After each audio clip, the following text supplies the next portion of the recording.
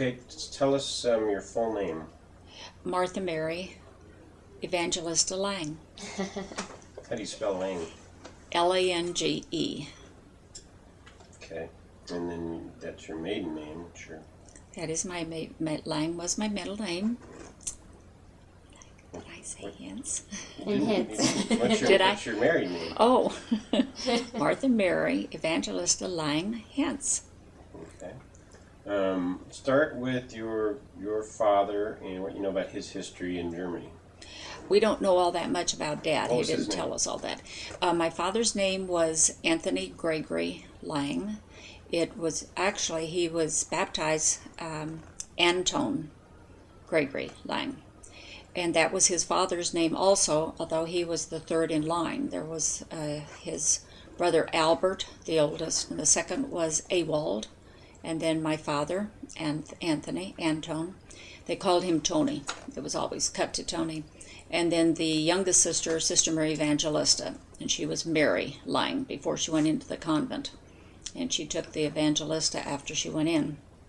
And that is why I have it for a third name on there, as it was my confirmation name. Okay, so were they all born in Germany?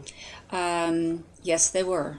Not my father and the sisters and the brother, but his mother and father were born in Germany. I understand it was Dusseldorf. And then they came on over here to the United States, I believe after they were married, but I'm not real sure on that. And an aunt lived right next door, and her name was Weber, and that was my grandmother's maiden name was Weber. And they never called her Aunt. I did not know what her first name was because they never called him by the first name. It was Aunt Weber. That was kind of different.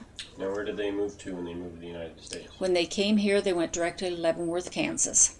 And they bought a home, I believe it was on 8th Street, and that home is still standing today and has been passed down generation to generation.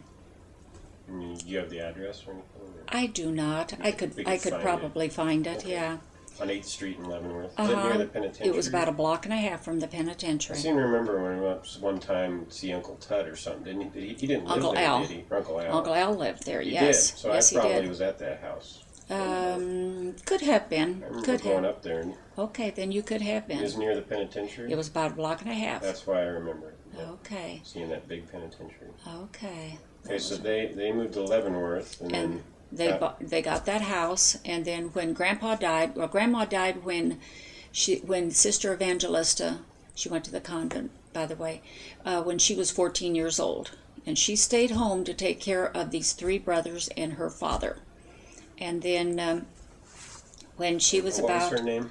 it was Mary Lang, and then Did we get Gramps' father's name? it was Anton. It was Anton. He was Anton, and then the first was Albert. Why he didn't name the first Anton, I don't know. Got to the third before he went ahead and called him Anton. Okay, so they were there in Leavenworth. They were there in Leavenworth, and then after she went into the convent, Albert got married, the oldest, and he brought his wife, Mary, into the house, and so she took over and kind of took care of him. At that time, we called Ewald, Uncle Tut. How do you spell Ewald? Ewald. And he came to Kansas City, and my father went into the service.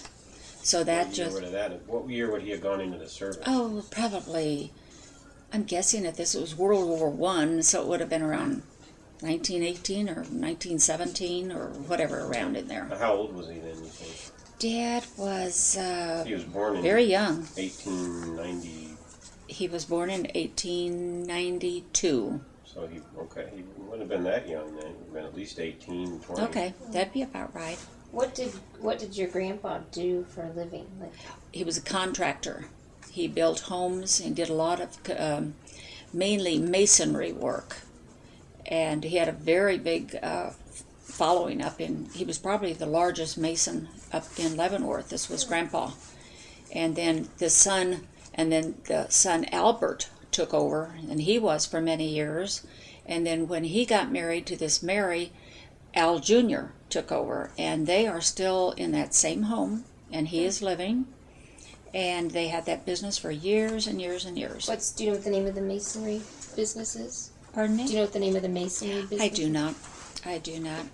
Just lying, I imagine. Did they ever, talk about why they chose Leavenworth? Did they have relatives or? No, I do know that this aunt came along at the same time and bought the house Aunt next Weber. door. Okay. Now, I'm sure she was probably married at the time, but they never discussed it. It was just Aunt Weber lived next door.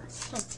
And that was So now, before he went to the service, talk about how he was a baseball player. okay. When he was up in Leavenworth, he would he was they used to play in Platte County, Platte City, Missouri, and so they would come over and play all their games and everything. And Dad was always a pitcher, and very dynamic pitcher, and so he was asked to go on the road with the leagues, to go on up in the ranks of professional baseball. But of course my grandfather said, no, you'll lose your religion if you leave home, so you can't go. So back then, now the kids would say, hey, I'm going to another city. But back then, Daddy said, you don't go, you don't, so he did not go. So he came on to Kansas City. What was the name of the team he played for? The Goosetown Blues. And he'd always say, the Goosetown Blues are always on top. He'd give us his cheer, it was kind of cute. And when we would go through Platte, we'd be going up to Clyde, Missouri to see my aunt in the convent. We'd always go through Platte and Leavenworth on the way up there. And when he'd go there, he'd always say, the Goosetown Blues. It was kind of cute. So he would have been playing for Platte City. Probably. Yep. Probably. Okay, so then he went in the service then. And he came on down to Kansas City. The service was the Army, or? He was in the Army. He joined the Army. And Uncle Tut did not go to service, and Uncle Al did not go to service. But Dad did. He worked here in Kansas City for a couple years before he went on in.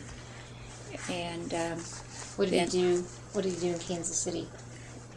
he always had been in paint, painting cars, upholstery. Back then, when he started, I believe it was mainly paint business, and it would be painting automobiles and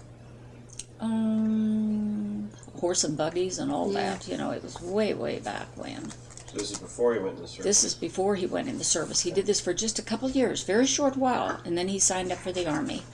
And he went all over. And he ended up going over to England, I understand. And then he never did get to go into active, service, because he was taking care of all the planes. He would cover the what am I trying to say? The wings and the insides, because it was fabric. Yeah, Like, exactly. he It was was a a fabric. upholsterer. That's right, fabric. And he used to tell us he would have to determine where the seat was going to be in the plane, and he would anchor the seats because they were stationary ones, something like a car you can move back and forth. So he would determine where those seats were going to be in those planes. And let's see, what else? He stayed in the Army. I don't know how many years, because I just wasn't really told. And then he came on back, and he came on back to Kansas City when he did. And But was he stationed? Did he work on the planes in England or? in England. Oh, okay. So he took day trips or took other trips to Paris and stuff. Oh, I'm sure. Yeah, because I've seen pictures of him in a Right. cafe or something. That's right. Well, he was stationed in several places overseas, but he never elaborated on it. We got pictures of him where he had friends over there that would have children, and he would go and visit them, and we'd see the pictures of the kids and things like that. And then eventually, when he did come home, he worked on Main Street at 31st Street. And then he did have a paint store along with another man named Doors, and it was called Doors and Lang. Doors? Doors, Doors and Lang. About what year? This like early 20s or something, or late teens? Well, let's see. Mom War and was Dad. over in 1918. So Dad and Mom got married in, let's see, I should have had this written down. Jeannie was born in 25. So he was probably only in for about 4 years or so. I bet in that it might say when your mom got married. I could figure out when she got married. So when he did get back, he worked in that business for a while, and Mother worked right up the street at this ABC. It's a big ABC moving and storage. And so he would come in after work and sit on her desk and talk to her, and never said anything about already having a fiance in St. Louis. He didn't discuss that at all. Let's hold it right there. Why don't we'll tell that story. Let's talk about Nana's past. You want to go into Nana's side? Yeah, well, then we'll come up, and then once we've talked about all that, then we'll come and we'll talk about when they meet and what happens when they meet and they get married and all that. Okay. So let's start back in Ireland now. Okay. And tell us who your grandfather and grandmother were. My grandfather was John Scanlon, and my grandmother was Johanna Scanlon. And they lived in Limerick. I understand on the bank of the Shannon. They had a farm. And this was before the potato famine. And things were bad, were hard times over in Ireland. So my grandfather went to Australia, and he thought he would go and see if that would be the place he should take his family. At this time, they had 7 children. And so he went to Australia, and he stayed almost a year. I don't know how she'd let him go and stay a whole year, but he did. And he came back and he said, no, we don't want to go there. We're going over to the United States. So they went ahead and came on over, and so when they got on the... Well, now they had several children before this all happened. 7. Right. You want to go through who they were? Okay, the Pull 7... your list out. Okay. And try to see what year, that they were born, like the first one, if it's listed. Does it tell on this one? No, it doesn't. Can you shut that off Yeah. for just a minute, Jen? We're Let me get that. pausing. Okay. Okay, here I've got the family group. John, Michael, William, Mary, Johanna, Patrick, Dennis. There you go. I've got it all right here. Okay. You going to click it on again? Okay. Do you want me to give you the dates of the husband Sure. and wife? John was born in August of 1905, and his wife was 1926. No, pardon me. Let's start it over, Jim. Can you erase that? Why don't you out? just run down the name of their Okay. children? Okay, Johanna and John's children were, the oldest was John Scanlon When was he born? in 1865. Okay. And then came Michael, and he was 1867. William was 1869. Mary, that's Aunt Mae McCarthy, or Scanlon, 1871. And then Johanna was November 1873, which I understand she changed her name to Josephine because she liked it better. When she became an adult, she did that? No, I'm sure it was when she was growing up sometime. And then Patrick, and he was born in 1876. Well, at that time, those were the children that were over in Limerick. And then when they got on boat, they came on over, and while they were on their voyage over, it was a big boat. It got real stormy, and they said this is going down. So many of them were bailing and jumping over the side. They had some lifeboats they put over, but they didn't have near enough. And so they were just jumping over the sides because they were telling them on the boat that the force of the boat going down was going to be so horrible it would be better to just go on over. So Grandpa came to Grandma, and he said, let's all go over. And she said, John, I can't do that. You just go by yourself. I'm going down with the children, and I'm going down with the baby. And he said, well, no, if she had the one, and I think, I was understood, the one was very little, and she was expecting another one. So she said, and that's right, according to the next one, born in the United States. So he said, no, we'll all go down together. So they stayed on the boat, and it made it over, and many, many, many had gone over the sides and died.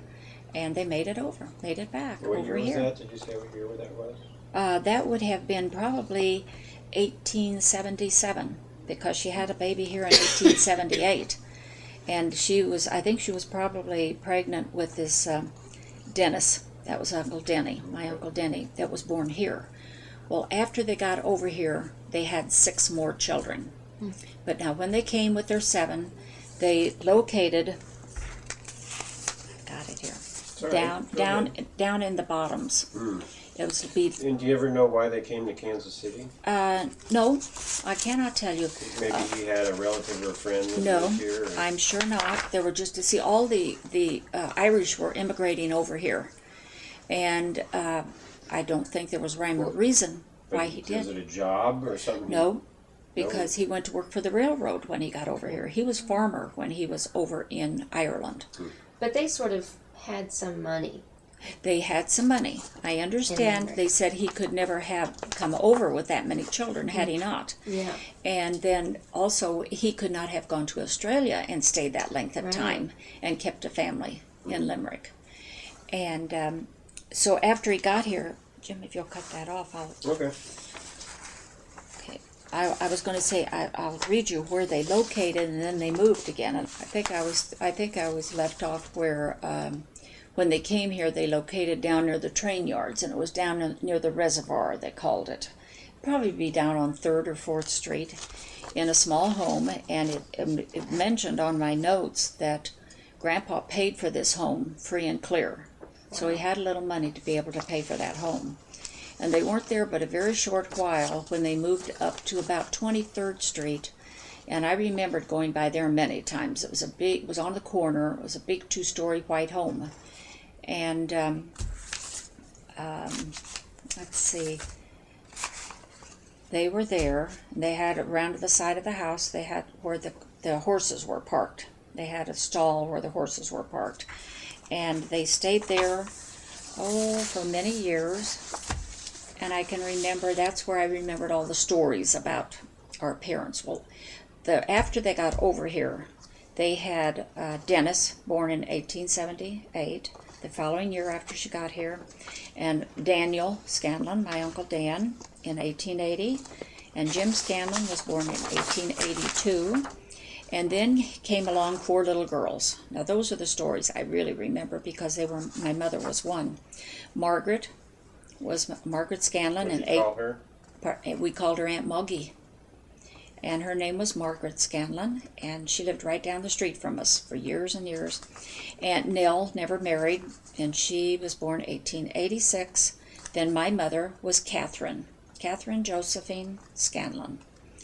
And her date of birth was 1890, though she told everybody, she led us to believe it was 1894.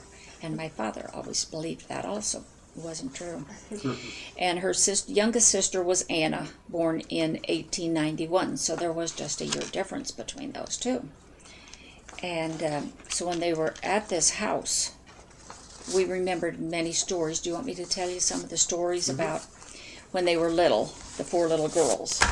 They would, Grandma would she would go downtown, and of course they always dressed up and carried parasols. No matter what, if it was hot, they had that parasol with them. So the minute she would leave, these homes, when you would go in, they would always have a parlor on one side, living room on the other side, then your dining room kitchen.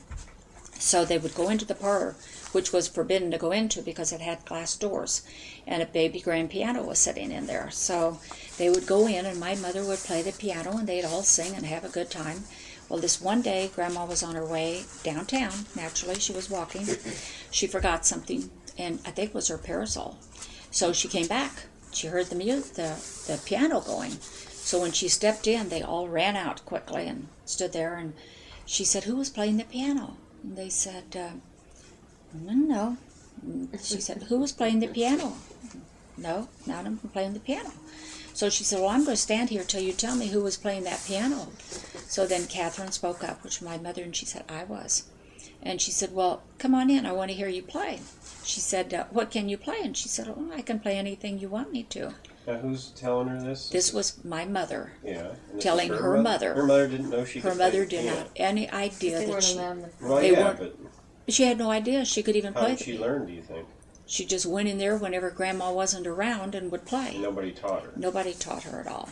So she said, "Well, what can you play?" And she said, "Whatever you want." And she said, "Well, can you play the Irish jig?" And she said, "Yes." So she started playing it.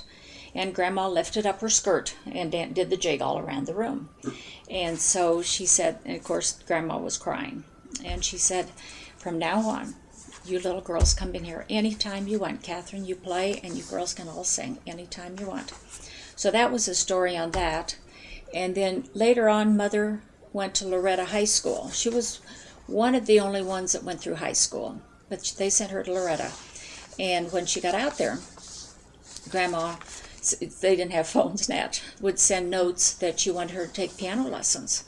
So after a while, she got a note, and it said on there, Mrs. Scanlon, come to Loretta. We have to talk to you about Catherine playing the piano. And this was shortly after she got to school. So when she got there, she said, the sister said, we can't teach her. She sits down, and we try to teach her the notes, and before we know it, she's playing the song because she knows the song. And she said, I will place them, and she said she even puts in more notes, she uses more fingers and more melody and left hand than I could even teach her. And she said she's so attuned to playing by ear that there's no sense giving her piano lessons. So she did learn the keyboard, that she could take her right hand and play it, and she would get how it go. Then she could just fit in the left, and then she would put in the right, even more fingers than what the music would say. So that was the story on that. And then here, of course, all along from day one, every immigrant from Ireland that would come over would go to John Scanlon's house, and they always had 2 and 3 all over, sleeping all over there. And this one in particular that we all laughed about the story, Mother couldn't, and Grandma couldn't get rid of them. Once they come, they didn't want to leave because they had a good deal going. They had their meals, and they were all kind of poor just coming over, and they all go down to the railroad to get jobs. Well, they just stay. So this one, every day the kids would get up, they'd say, oh, my toothbrush is all wet. My toothbrush, someone used my toothbrush. And so Mommy didn't know, they all called her Mommy. Mommy didn't know what was going on. So finally this old codger came down and he says, well, Johanna, I finally found a toothbrush I like. She said, have you been using the children's toothbrush? And he said, yes. He said, I couldn't find a decent one. And she said, all right, now you keep that decent one. And she pitched them all and went and bought toothbrushes that day. They all remembered that story. And so anyway, Grandpa worked down in the bottoms, and he was, I have lost some notes, I know, because I know the stories, and I've read them. Okay. But he worked on all the engines, and all the different conductors that would be going through in the yards would say, did Johnny Scanlon inspect this? And they'd say, no, so-and-so. They said, I'm not taking that. I'm not taking this train out of here until Johnny inspects it. So he would always have to do the inspection. So he was very, very good. And so then something we never heard what happened to my grandfather, but he was an invalid, and he ended up in a wheelchair. Now, he wasn't very old because, when did he die? I would have to sit and figure it. He died in 1905. And so, anyway, while he was in his wheelchair, I had my uncle, it was my Uncle William, Uncle Willie. And he was a wonderful guy. And he came, it was a hot day, and of course, my grandfather drank too much, as I think a lot of Irishmen did in those days. They were all very heavy drinkers. So my grandmother never drank a thing, and she didn't like beer. She didn't like anything. So he told her, Johanna, he said, take a drink of this beer. And he handed her this glass, and she said, no, John, you know I don't drink beer. And he said, I said, drink the beer. And she said, no, and he threw it in her face. And my Uncle Willie, he took a poker and picked it up and hit him over the head, and he fell out of his chair. A fireplace poker? Uh-huh. Mm-hmm. And he, Uncle Willie went up the steps, got him back in his chair and went up the steps, and he said, I'm packing, I'm leaving, I'll let you know where I go, but I'll never come back. And he got on the train, and he headed for Cleveland. And he knew nobody in Cleveland. And then he did meet my Aunt Margaret, and they had one child. But he did come back to Kansas City to visit because I met him and his wife, and they came to the house and all. But it was a sad story to think that that happened. And then, did you know any of the older uncles? Did you know them at all?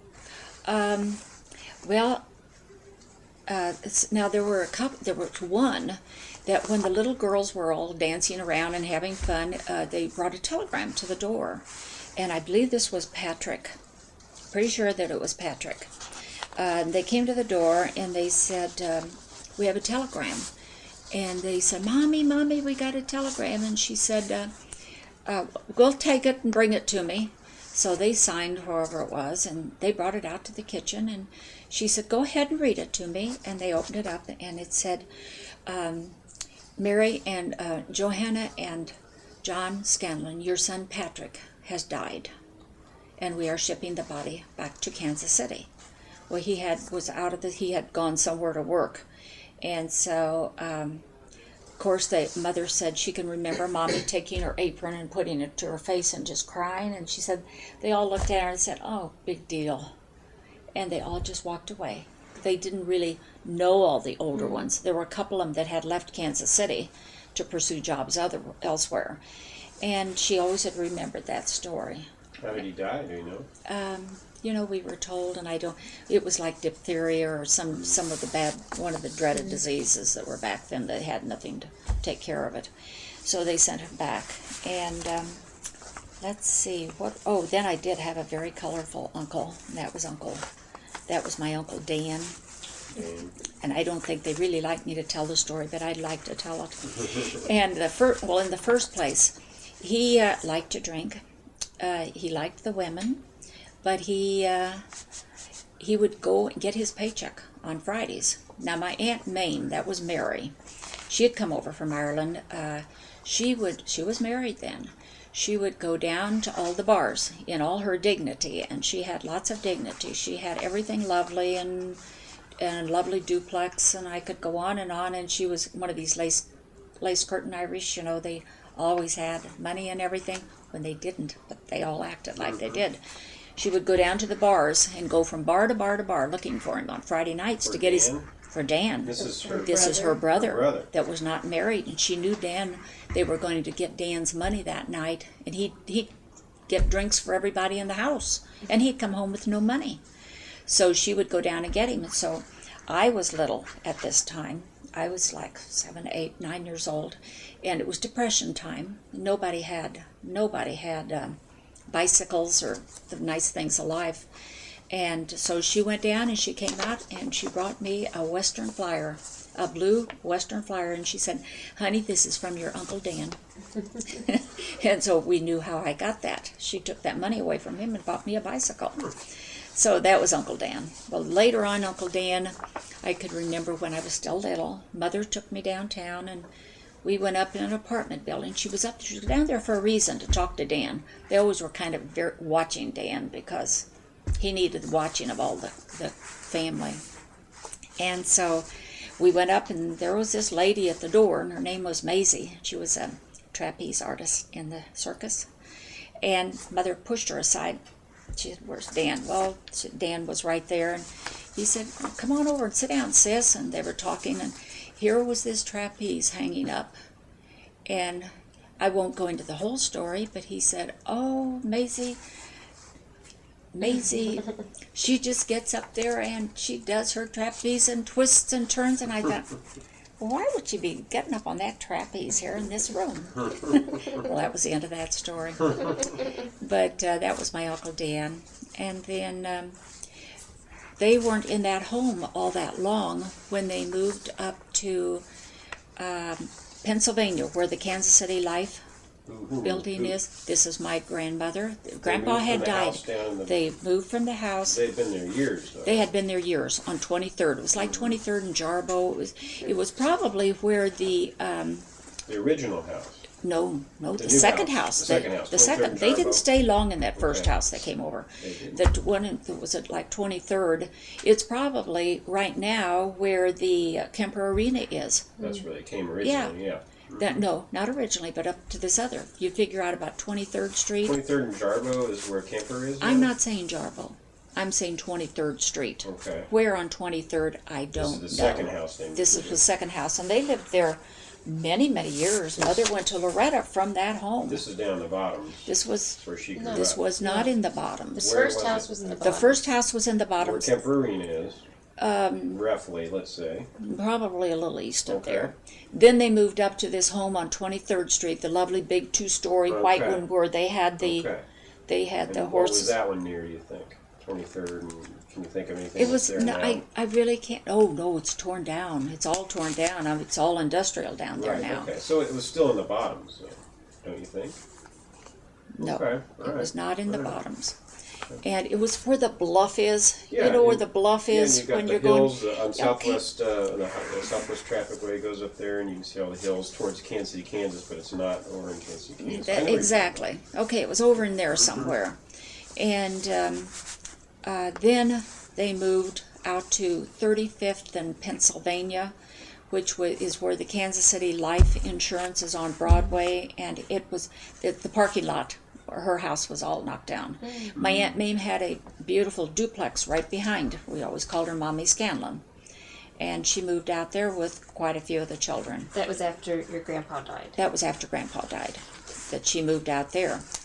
But trying to think of what all. Oh, also while they were down in their house, down on 23rd Street, Mother got an electric car, and she was one of the first cars that were out.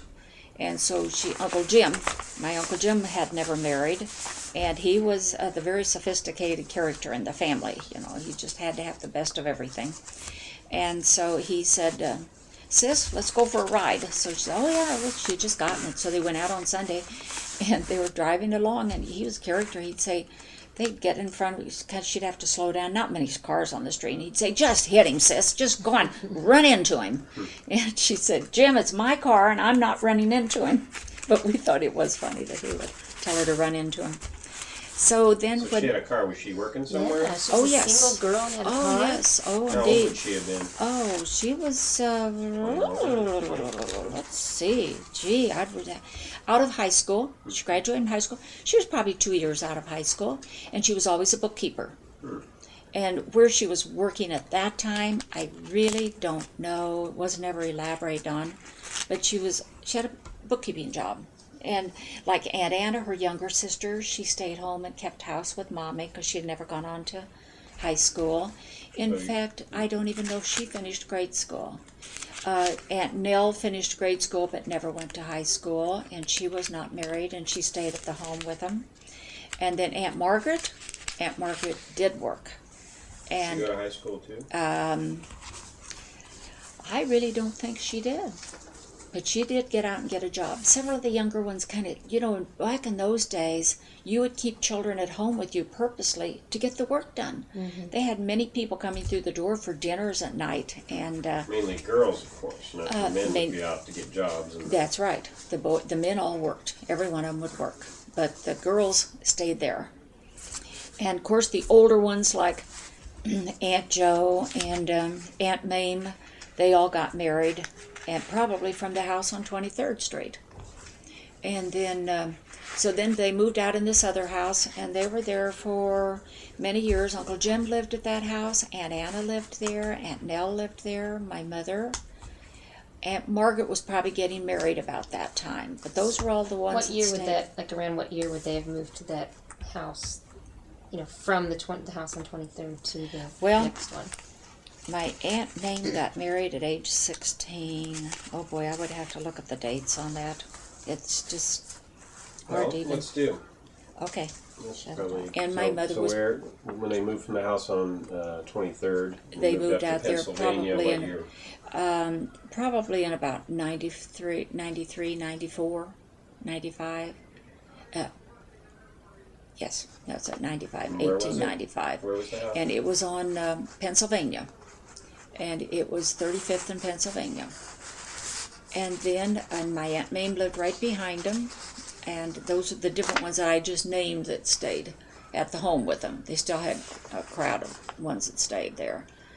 And then Mother went to work there on Main Street as a bookkeeper, and that's when she met my father. And he was in his paint business, and he knew that she was there, and he would, do you want me to tell you on that? Yeah.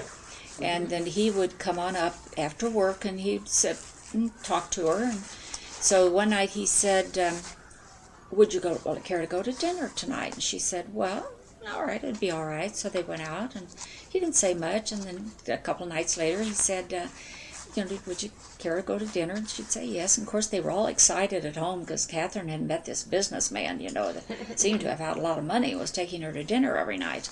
And she had not had men before that, or? Yeah, she had dated, but didn't really elaborate a lot on it.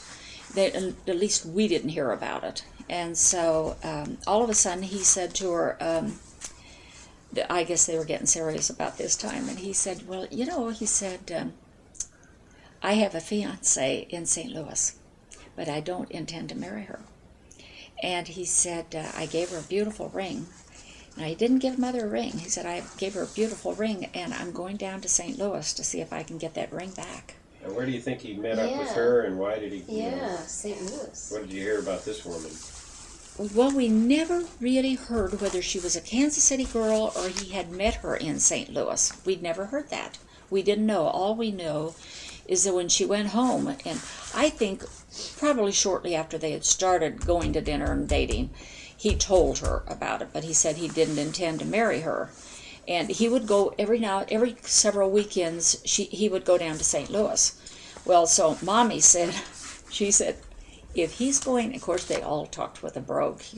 Dad couldn't understand her because she was still with her brogue. And she said, if he's going down to get that ring, you be with him when he gets the ring and get married right down there in St. Louis, because she's going to talk him into marrying him when she gets there. So they got her all dressed up, and she said she was going down to the weekend with him to see about him getting his ring back. So they went down, and he called her and told this girl that he was his fiance, that he was at this hotel, and would she come over and meet him. He wanted to take her out to dinner. So Mother was down there, and little did she know she was. And so he asked for the ring, and he didn't get the ring. She said, you broke this engagement. You don't get the ring. So he told Mother, he said, well, let's go ahead and get married, and we'll have to get the ring later.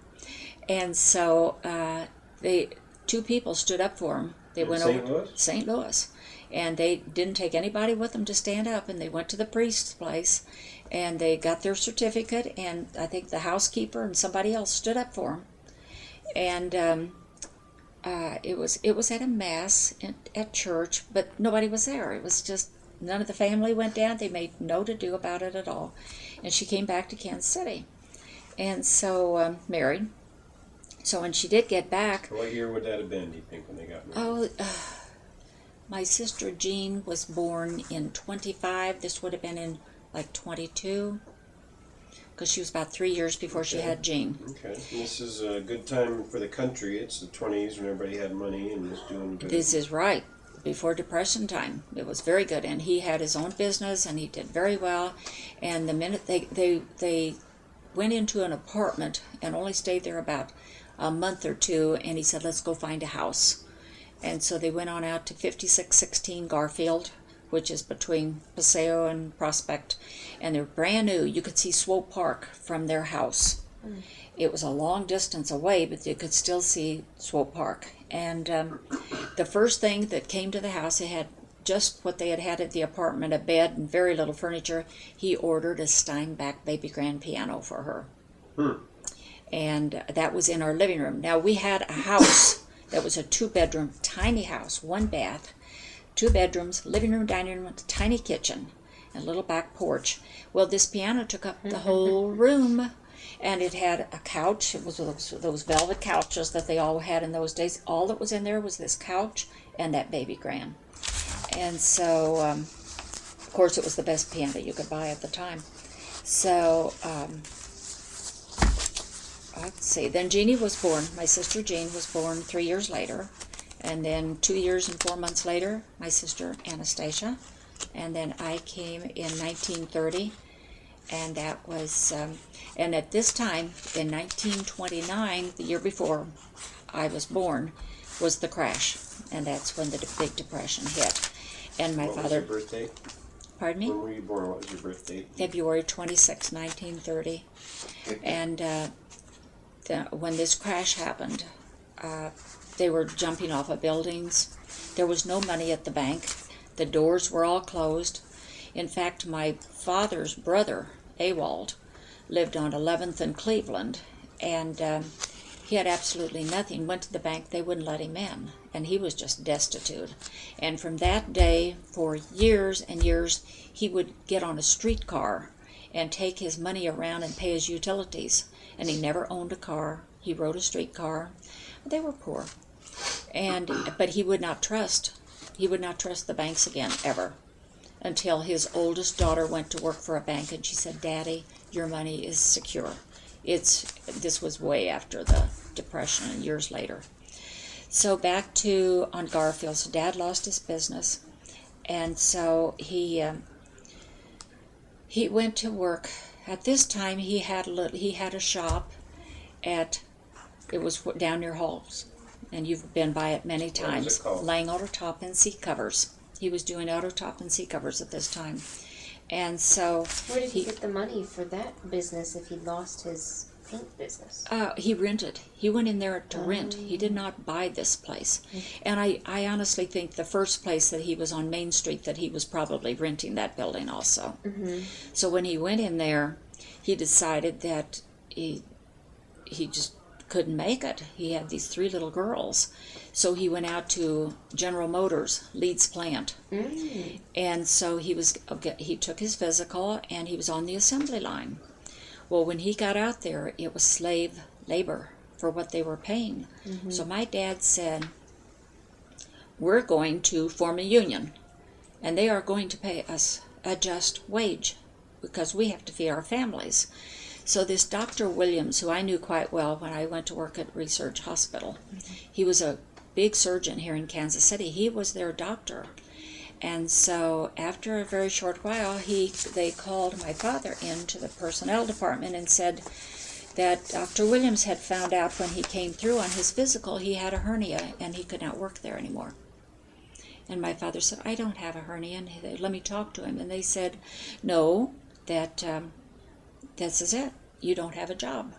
So he quit, and he went, and I think he went down to this Guy Wasson's, had a seat cover place, and we had a real hard time. And we 3 girls would sleep in one bed, and he had an oil tank, and he tells us stories at night that they would have beans and bread, and they would give us the beans, and they'd maybe eat a half a piece of bread, the 2 of them. And then at night, when the tank we had oil, and they couldn't afford to when they'd get it real low, they'd have them come out and tap it just a little bit in it to keep it going. It was and for heating? It was for heating the house. And then he said one night it ran out, and he said they didn't have the money, so they just all laid around under blankets. And of course there was no fireplace. We didn't have a fireplace in that house. And where were you living again? What was the address? 5616 Garfield. Okay, that's the first house they bought. That was the first house that they got when they got married. Okay. And my Aunt Margaret lived down the street about 6 houses. And so anyway, they had 1 daughter, and Uncle Tom had a hard time also. And so Celeste used to play at our house all the time. They had adopted her. They couldn't have children, but our parents never told us, which I think they should have. But back in those days, they did everything so differently. So anyway, I found out years later when she was in nurses training at St. Joseph's Hospital on 31st and Prospect. We were going to the graduation, and my Aunt Mame was a character, and she said, "Well," she said, "you knew they adopted her." And I said, "Who?" And she said, "Celeste." And she said, "Catherine, didn't you ever tell him that she's adopted?" And Mother said, "No, Mame, we didn't discuss that." And so that was all over, and we loved her just as much as our own sister. She lived at our house because she was an only child, and till she died just a couple of years ago, we were all so still. You knew Celeste your whole life? Our whole life. Grew up And with her. even after she got married and had her 4 children, they were up here. We were in Topeka. We still called down to Topeka, talked to the girls and everything. So that was kind of the story on that sister. What was her name? What was her last name? It was Dowd, Dowd. And eventually they bought, They owned their home, and Uncle Tom's mother lived with them, and she owned the duplex across from Rockhurst College, right on the corner. Beautiful duplex. And so that's when Aunt Margaret and Uncle Tom kind of came ahead, because they got that duplex. And then after the war, he went to work as a pipe fitter down in some little town and made very good money. So they came ahead that they were, had a good life after that. Did you want to tell the story of how your dad got back and forth to work? To work? Yeah, tell us more about that and more depression stories. Okay. So, well, while we were there in the evenings, we'd take our homework and go down to the shop to work. And back then, I never realized, and my dad was such an honest person. But, and he would always say, no matter what he made, 50 cents went in that box at Mass every Sunday. And he said on Monday, a job would roll through that door so I could feed you all. So we lost our home at 5616 Garfield, as most people did.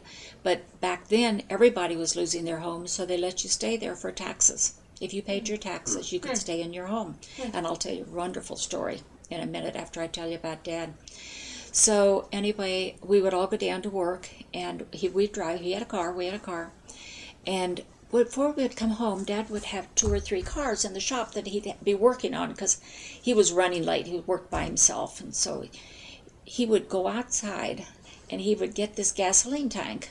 And I can always see him with this hose in the tank, and he would siphon the gas up and put it in a gallon tank, just a tank that you'd fill your lawnmower, and take it out on the street and put it in our car.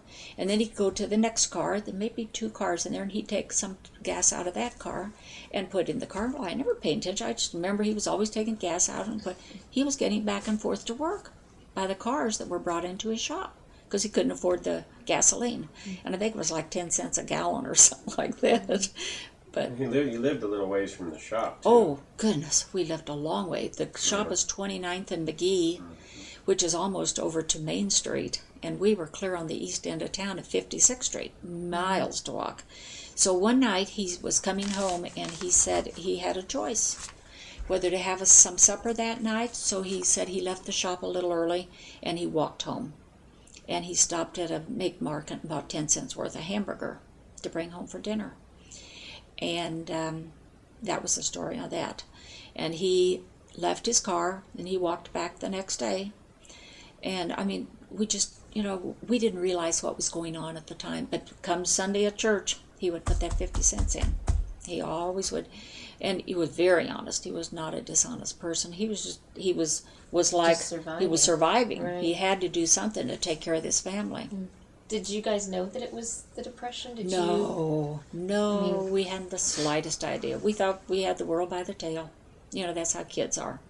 You were never remember asking for anything? Oh, no. We were never hungry. We were never hungry. We always had food. He'd always see that we had food, but not. He would tell us those stories of when it was really bad with eating beans and bread. Mm-hmm. And so that was that. So what was he doing in the shop? What was he doing for these people with their cars? Putting on seat covers. And these were people that had money, or they would not have been in there getting seat covers. Mm-hmm. And the best thing of all was that he had 2 very good friends, and one was John O'Connor. Remember John O'Connor Cadillac that was over in Kansas for years?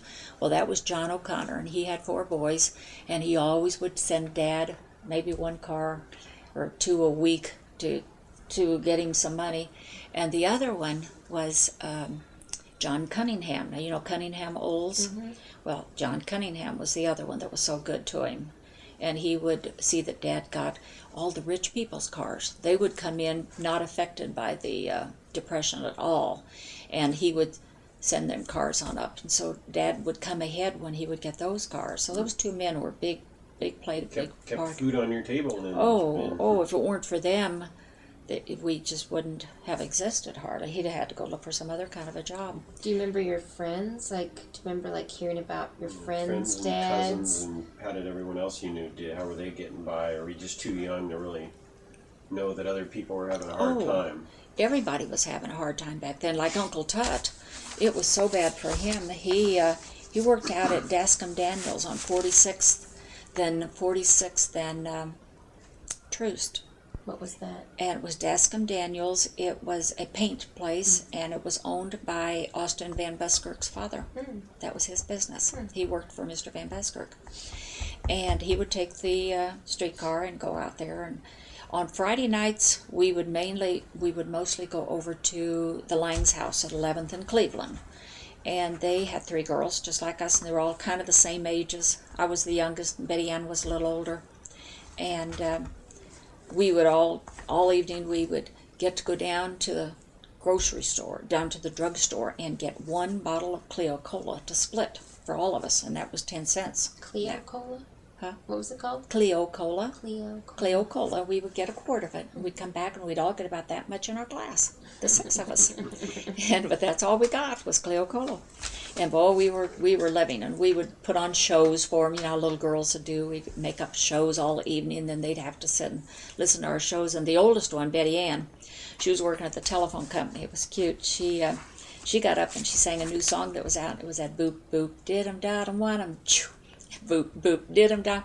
Uncle Ted said, "Sit down. That's a disgraceful song. I never want to hear that again." And we look back and we think, oh my gosh, an innocent song. And he's yelling at her for it. So that was our cousins. That was on every Friday night deal that we'd go over there.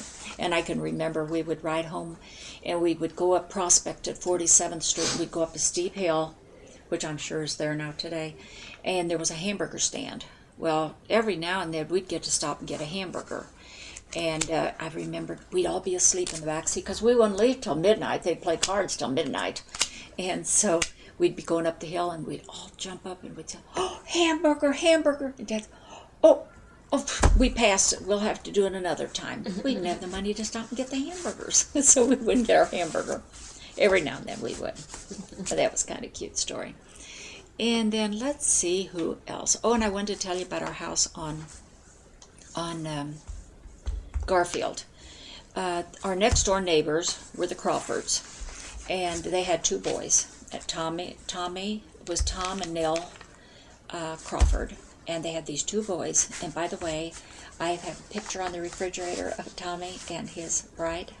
Did you see it? By chance, okay, this is Tommy I'm telling about. And they were your neighbors when you were living on Garfield. They did not lose their house, but we did. But you still stayed there paying taxes. We stayed there paying taxes. So they went into maternity wear. And next to the Uptown Theater, there was a 36th and Broadway.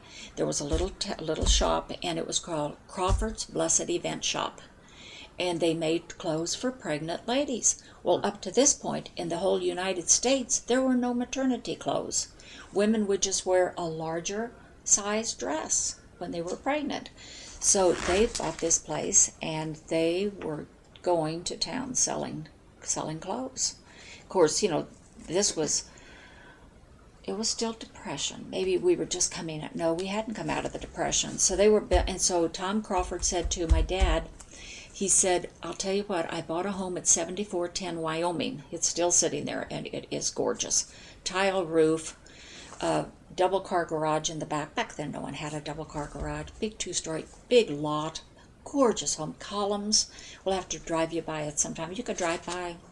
And he was paying $10,500 for the house. And he said to my dad, he said, Dad had paid $7,000 for our house when Mother and Dad bought it anew. So he said, "How about $3,500? Can you give me $3,500 for the house?" And Dad said, "Sure." So he sold Dad the house, and he carried the mortgage, and Dad could pay him whenever he got the money. So they were very wonderful neighbors to do that. So they own this house as like a second home or something? No. This was their house that we ended up living in. Okay. So we moved from 5616 next door to 5612. And this home had stucco pillars and a nice big front porch. Oh, our first home was a lovely little home and a beautiful porch on it. It was a nice home, very tiny.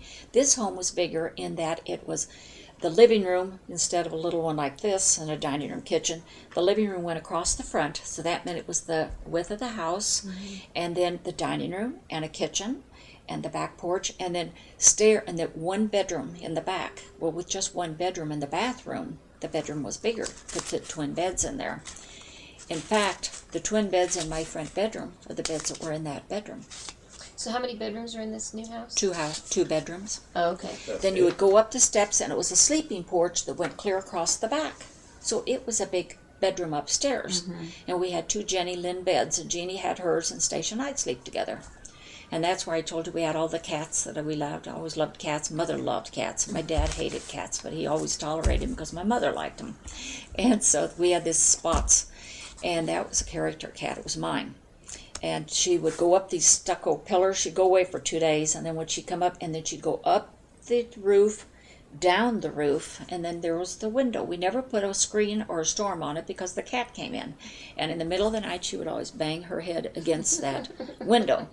And I was always sleeping in that bed next to Stacia, and I would have to get up, push the window up, rain, snow, no matter. That old cat would jump down on the bed and then go down the steps.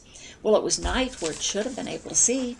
Don't they see at night? Mm-hmm. Well, you know how kids are. We'd stack everything on those steps. Everything was stacked on those steps. You couldn't get up to our rooms. That old cat had hit a book or something. Everything go down the steps in the middle of the night. So we remember many of those nights. And then my dad the next night said, "Got to clean those steps. I want to see that. His room's clean. I'm coming up to inspect. I'll give you a half hour." Stacia would sit there and Jeannie would sit there. They wouldn't do a thing. I was the only worker in the family. I would run up those steps. I'd take all the clothes that we'd lay, throw them all under the bed. And we had a vanity that my mother made. And I'd pull that vanity out. It had real pretty little flounce on it. And I'd throw all the clothes in there. As many as I could get in, I'd push. And then I'd close it up so he couldn't see. And he'd come up those steps and he'd say, "Well, oh, it looks pretty good." Well, we weren't putting it over on him at all. He could see, as he hit that top step, all the clothes under the bed. But that was getting it cleaned. So it was kind of funny. Where did you go to grade school? We would walk to grade school, and it was St. Teresa of the Little Flower. And Was that your parish, too? that was our parish. And my mother sang in the choir. My mother was... I should back it up and tell you about her when she was in Redemptor's Parish when they lived on Pennsylvania. She was the soloist at Redemptor's and had a gorgeous operatic voice. That's the one that's right there on Linwood and... That's the big Redemptor's that's on the corner of Linwood and Broadway. And they said she could fill the whole church. She had such a strong voice, operatic, and they wanted her to go out to New York for opera. I see what you mean. Let's I don't take need- a break for a second. Okay. Yeah.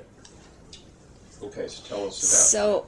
So Mother, when she was in Redemptor's Parish, this was before she got married, she was the head soloist there. And she had a gorgeous voice. And her mother naturally would not let her go to New York or leave town. Girls just didn't do those things. So when they moved into Little Flower Parish, she went down and she was in the choir again. And she was always, for all the years that we were in that parish, she was soloist. And years later we moved out to St. Elizabeth's Parish, and I'll tell you that later. But so when we were at that parish, she at the same time, she went all around the city playing the organ. Now naturally, she knew all the hymns, and she could open the books and see the notes. And different ones would call and have the flu and couldn't play. And could you go to this church on Sunday and play for us? So she would. Did she get paid? She got paid. Oh, indeed, she did get paid for that. And then every now and then, if it was a funeral or something during a week, she would go to a church and play when the organist wasn't available. And I'm sure she didn't pay a ton of money, but she did get paid, and they always needed the money. So anyway, that was at Little Flower, and then I went to school there, and all three went there. And when I graduated, well, let's see, I'll start out when I went to kindergarten. I was very shy. Pardon me? Tell us about that picture, too. Oh, okay. All three of us were shy. I was from a family that we three girls, we were kind of shy, but we sowed our wild oats once in a while. The boys in the neighborhood, we'd beat them up and a few things like that. My dad wouldn't let us play with boys. That was not right. He'd shoo them away. And so one was so mean to us, we tied him to Jeannie did it, my oldest sister, tied him to a swing set, and everybody got sticks and beat him. What was his name? John Frank Peterman. He used to trip us. We'd go down on our skates down the street, and he'd come out when he'd see us coming and trip us. So, boy, we got even with him. Well, back to going to school. So when I started in, I was very shy, and Sister Patrizio was she was the principal. So we always went to Mass every day. You just went to Mass. Everybody went. And you better hadn't miss either. So we went. So when we were going up, our church was in the basement at the time. I was going up the steps, and all of a sudden someone pulled me down the steps backwards. And Sister Patrizio, and she says, "When Sister so-and-so speaks to you, you speak up. Don't just sit there." And so I did. I went on up to the class, and I cried, but I went on up and went through class, and I went home at noon. We always went home at noon to eat. So when I got home, I cried, and I told Mother what happened. She said, "You don't have to go back to school. She's not going to pull you down steps backwards." Well, they never even called my mother, and it was 3 days, and I was still home. So my mother got mad. She says, "Well, come on, we're going up to school and see what's going on." So we went up, and we went on in, and Mother said to her, "Martha said you pulled her down the step backwards." And, "Oh, no, I didn't do that." I said, "Did I?" I wouldn't, just shake my head. So then I said... down. Just put it down. So then, because you can see it. So then she said, "Do you want to ring the bell?" And I said... So she had to get someone else to ring the bell. So she said, "Well, now you stay at school." And so I did. So the very next day, they said, "Sister Mary Patrizio wants to see you up in her office." Well, I burst out crying. I cried from the time I left the room. I cried all the way up the steps, and I went into her office, and I was still crying. And there was another little girl in there. I'm sure it must have been Jane McGraw, because she was my same year. And she was she called us in to tell us that we were going to be angels in all the processions, which was supposed to be a great honor. And she said, "Now, don't you want to be an angel?" No, I was not going to be an angel. And so, "Well, now we're going to call your mother, and we'll talk to him about it." Well, everybody said okay, but I wasn't going to be an angel. And you're in kindergarten? I was in kindergarten. Okay. So sure enough, Mother said yes, and she made our costumes, and they were beautiful, satin, and these big wings, and they pasted tissue paper off of the wings. So every time there was a procession, we had to have fresh flowers in our hair. So everybody would go to the floors, which was expensive, and get our flowers. How often would that be? How often would there be a procession? Oh, for all the holy days, and for adorations when they would have Holy Thursday, and when the class ahead of us would make their first communion, or if there was confirmation, the angels always led the processions. And so Stacia, when I made my first communion, they asked Stacia to do it because it was our costume that we wore. So Mother put that gold braid on it because Stacia was taller than I was. But anyways, Mother liked the gold braid, so when I started putting it on again. But and then someone was graduating from grade school, a neighbor, and they wanted me to be the little flower girl or whatever. So Stacia put on the angel costume and led it that day, and I was the flower girl. So that was our school, and went there 7 years. What was that school? St. Teresa of the Little Flower. So what year would that have been? Oh, and then, I graduated 8th grade in 1943, 15 boys and 8 girls. And today I said I'm really spooked because 4 are dead, 2 that are standing on either side of me. The girls. The girls. So there are 4 of us that are left. Now, I want to go back and ask, were all of your teachers nuns? Yes. All of them Yes, no lay teachers. The only lay teachers would be Miss Borserine, the one that came in to teach us singing. And then the dance teacher that came we'd do ballroom dancing when we'd get 6th and 7th grade. And were they strict, or just some strict, some nice? They were very strict, and if you didn't deal them any fits, they were lovely. And you hear the story, oh, nuns, they'd beat your fingers if you didn't do that. Never. did I see any of them hit anybody in all the years I was in grade school. Oh, the boys would deal them fits, and they were always saying, "You're going to stay after school, and you sit down, so and so." Well, the truth of the matter was, they all liked the boys better than the girls, because these boys were characters. They kind of liked that cut up stuff, but never, never, never were we ever mistreated. The nuns were wonderful. And I remember when the war broke out on December the 7th, Pearl Harbor. It was on a Sunday, and we had to go to benediction every Sunday afternoon. Everybody. Now, can you imagine interrupting your Sundays with benediction every Sunday? So I remember benediction is just praying to the Blessed Sacrament.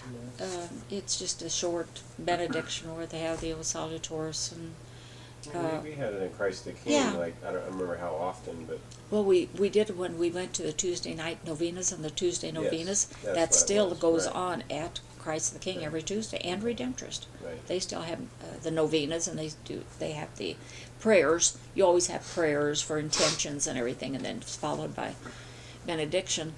And so we had to go so I can remember Pearl Harbor Day. Oh, we couldn't wait to get out of church so we could run over and tell the sisters that the Japs had bombed at Pearl Harbor, and of course they knew it. You know, I mean, they didn't. I'm sure they didn't read papers and take times for that, but that word naturally got to them. So that was so exciting. And then what else? Oh, What did you think when you heard that news? What did you think? Did you know what it meant? And yeah, that we were at war. That was it. You know, kind of rubbed off your back. You know, you would have been 11. Yeah.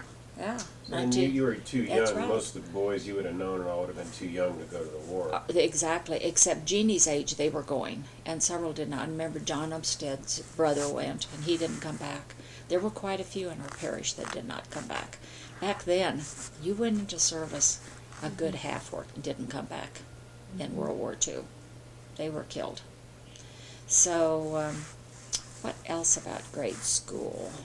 Oh, Stacia, she would, they all called her Annie, and my mother would say, "You tell them that her name is Anastasia." Had I told you this? And so they run the bases, and I would leave my class. I don't know what we'd be doing. We'd be playing our games, and I'd go over and I'd stand there, and they'd say, "Kick the ball, Annie," and I'd say, "Her name is Anastasia, and don't call her Annie." Well, then the next one would say, "Come on, Annie." I'd run to the next base, and I'd tell them, "You call her Anastasia, her name is not Annie." Well, that went on. I tell you, I was over there every 3 days a week trying to correct these kids, and they would do it on purpose.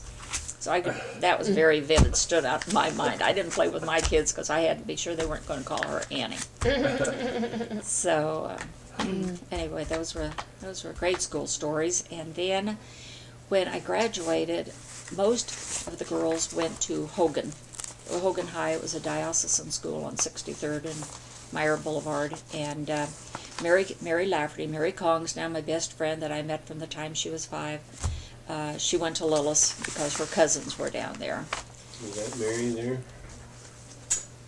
That's Mary with my sister Jean. Again, Mary was like a sister to us because she had an older brother, Marty, was 10 years older, and he was a half-brother, and his father was killed in the service in World War II. So Anna Mae, Mary's mother, remarried Frank Lafferty. And so when I was 5 years old, Mary was having a party. So she said, I said to her, "You know, my mom knows your mom." Her name was Barton, Anna Mae Barton. And so she said, "Oh, well, your mother can come to my birthday party." And I said, "Okay." And I went home and I said, "Mary said that you can come to her birthday party." And so Mother thought she's going to play a trick. So then Mary came the next day and she said, "My mother said that no mothers can come. It's just for kids." So Mother called her and she said, "Anna Mae," she said, "Mrs. Lafferty." And she said, "Yes." She said, "This is Mrs. Lang. And you know, Martha invited me to Mary's party, and then she came home and said I can't come, and I don't know what to do now." And Mrs. Lafferty thought, "Oh, I've got a kook on the phone." She said, "Well, it's really just for the children, Mrs. Lang, but if you want to come, you could." And she said, "Okay, I will." And she said, "Mary tells me that you knew me, or you knew me, And she said, yes, this is Catherine Scanlon. Well, she screamed. She said, oh, no, you can't come to the party. They had grown up together down in Sacred Heart Parish, and they knew the family and everybody. She didn't realize that we were in the parish with them. So it was kind of cute. So we were awful close all those years, Mary and I. We still are today. And how did you get to know Gert? Okay, Gert went to Lillis. What was her name? Gert McGraw. She was Well, Gert Lasky. Gert Lasky. This is Patty Brown. Can't tell you that story, though.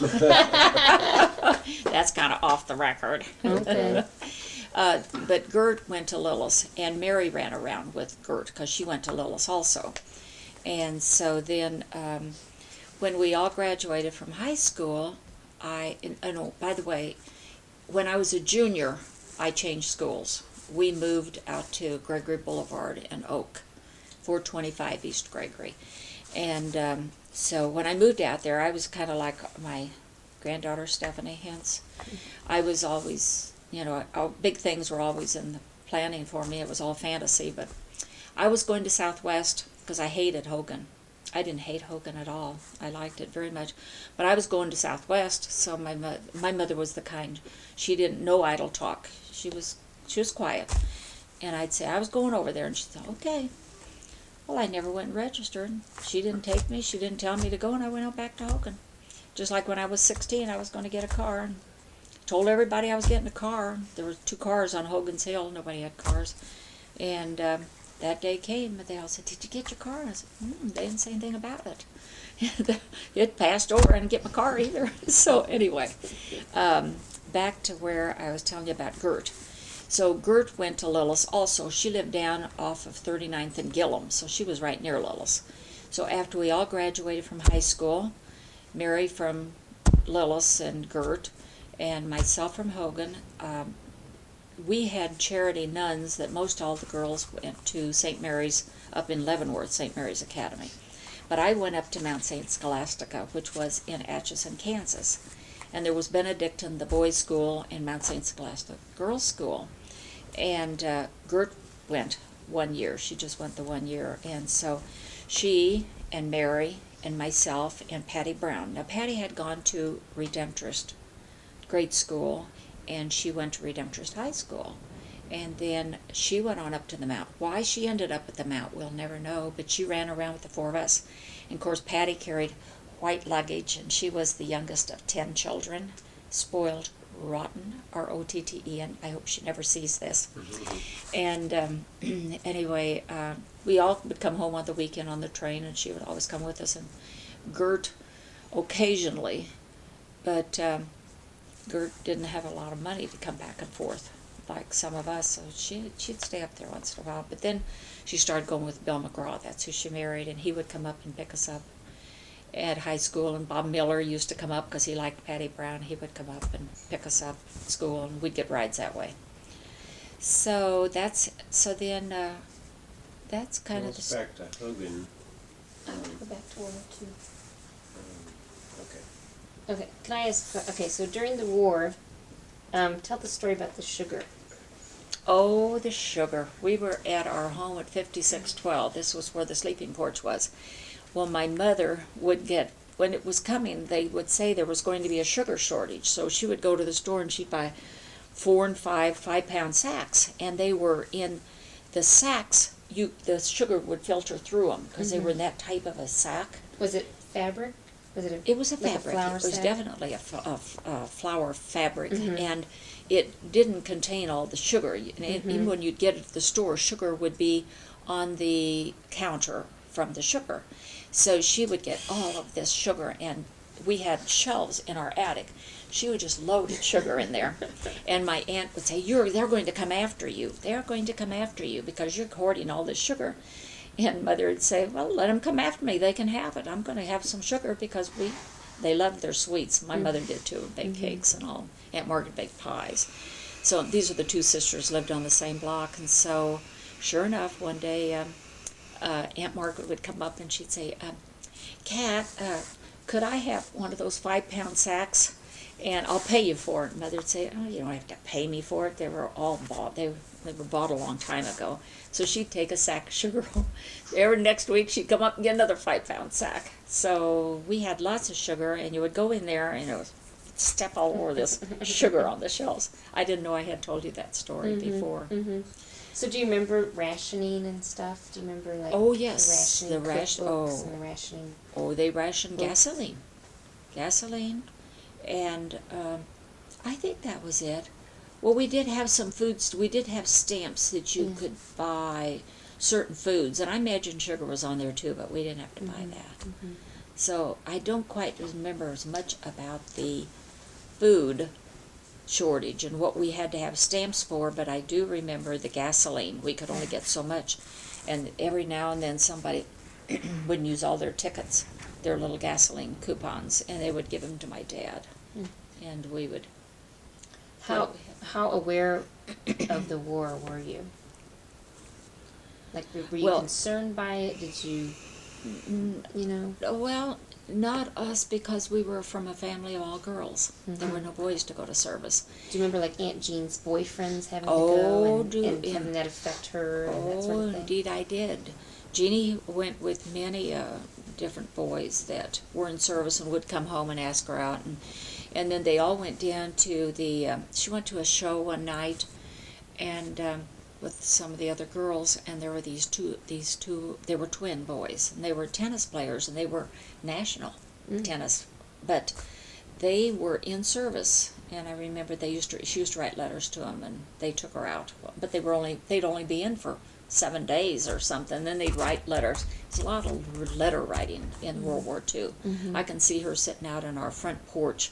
We had curtains that pulled down and lights on. We'd sleep out there at night because, no air conditioning's back there, not even fans. They didn't know how to put fans in the window to pull the air in. They didn't know how to do that. So we'd sleep out on the porch. It was all screened in and everything, and she'd sit out there night after night. Yeah, she's goofy. She'd write all these letters. She was writing to everybody. It was kind of cute. So what about Hogan? Now, was this Hogan's where it is now, down off of Paseo? Across from the landing. How far was that from home on Garfield? From Garfield, it was probably about 1.5 miles. So you could walk sometimes? We could walk. Dad would drop us off in the morning.